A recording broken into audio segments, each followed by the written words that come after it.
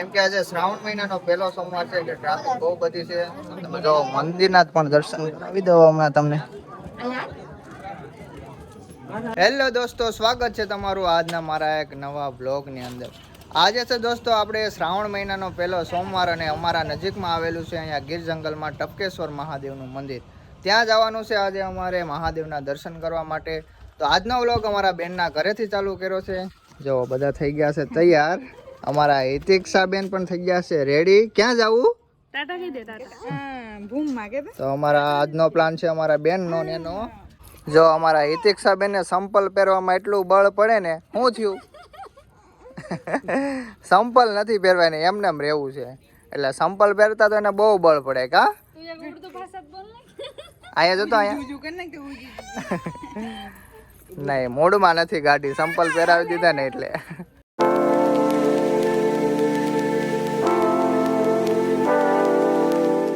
અત્યારે છે ને આપણે અહીંયા ગાડી પાર્ક કરી દીધી છે કેમ કે આપણે અંદર ગાડી નથી લઈ જવી અને આજે છે ને ઘણી બધી ટ્રાફિક છે કેમ કે આજે પહેલો સોમવાર છે એટલા માટે અમે આજે આપણે હાલીને જઈએ. થોડુંક આઘું છે પણ કાંઈ વાંધો નહીં, હાલતા હાલતા ભૂકી જાઉં. જો રસ્તો તમે છે ને બહુ ખરાબ છે કેમ કે વરસાદનો અહીંયા રસ્તો છે ને બહુ એટલે બહુ ખરાબ થઈ જાય છે. ગાડી અહીંયાથી જાય પણ આપણે લઈ જવાનો સાહસ નથી કરવો. ગાડી લઈ જવાવાળા લઈ જાય છે પણ જો આ પ્રકારનો અહીંયા રસ્તો છે. અમારા હિતિક્ષાબેન જો ટાટા કહે છે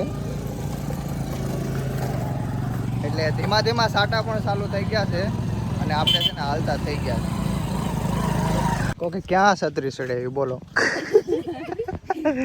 અહીંયા છે કોકને છત્રી ઉડીને વહી ગઈ. વરસાદ ચાલુ થઈ ગયો છે અને જો પલ્લી ગયા છે.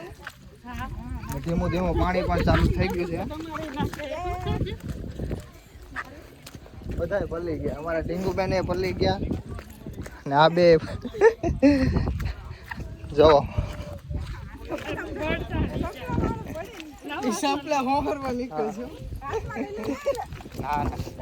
હાલા જાઓ કાક રાખું તે પછી.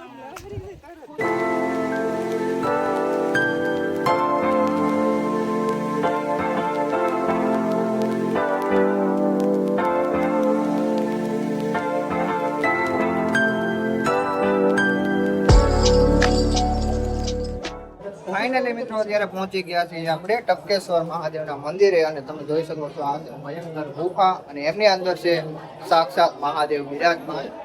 અને આ ગુફાની અંદરથી જો બધી જ તમને દેખાય, બધી જ નાની મોટી શિવલિંગો છે.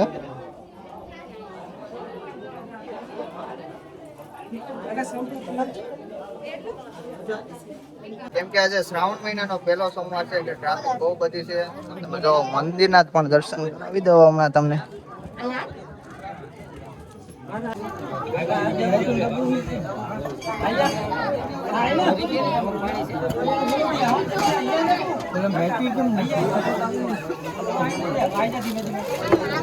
તો મિત્રો અહીંયા છે ને પ્રસાદીનું વિતરણ પણ ચાલુ છે. તો આપણે જો અત્યારે લાઈનમાં ઉભી ગયા છે અને આપણે છે ને અહીંયા સુધી આવ્યા જ છીએ, પ્રસાદી પણ આપણે લેતા જાય.